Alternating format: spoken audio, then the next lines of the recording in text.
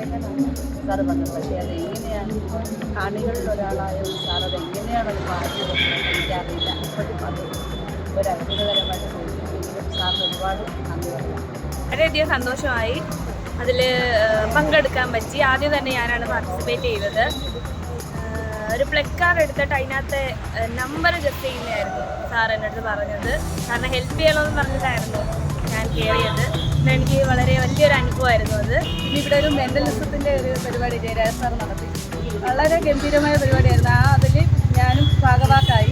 എനിക്കതിലൊരു price എടുത്ത് നമ്മുടെ മനസ്സിലുള്ള കാര്യങ്ങൾ അദ്ദേഹം മനസ്സിലാക്കി അത് പറഞ്ഞ് എനിക്കതിൽ പ്രൈസും കിട്ടിയിട്ടുണ്ട്.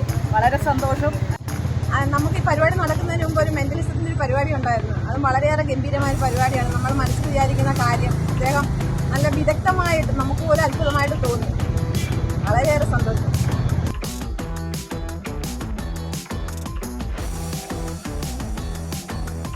അതിൻ്റെ രീതിയിലേക്കാണ് നമ്മൾ സ്വാഗതം ചെയ്യുന്നത്.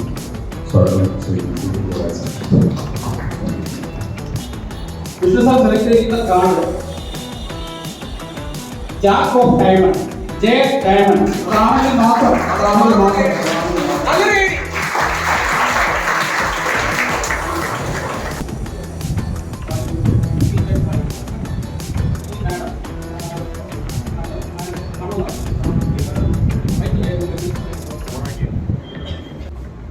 മേഡം കണ്ടെങ്കിൽ ആ പാട്ട് പാടി മനസ്സിലാവും. കുറച്ച് പാടണം. ഇന്നു നിന്നോ വന്ന പഞ്ചവനക്കിളി ഇന്നു എന്നു ചൊല്ലി വന്നു ഇഷ്ടമേ നീ ചിരിച്ചിരുന്നു പന്നേ മൗനസ്വരമായി ജന്മങ്ങളിൽ.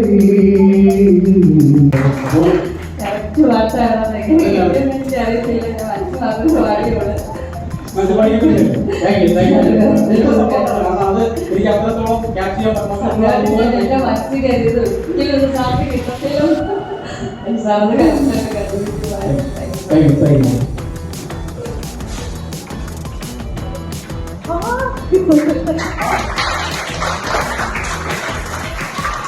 നല്ല ഒരു കൈയടിയാവാം. You will call Tovilo and he will say number 4.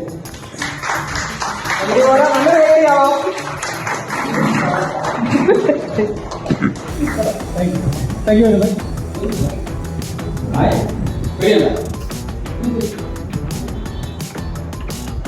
ഇനി ആരാ?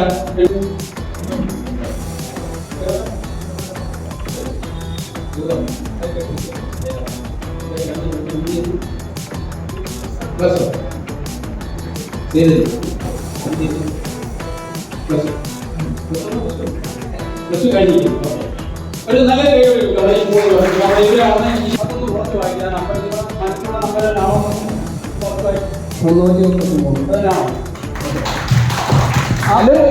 സ്ഥലം എന്തായിരുന്നു? Kashmir. ഞാൻ എഴുതിയാണോ?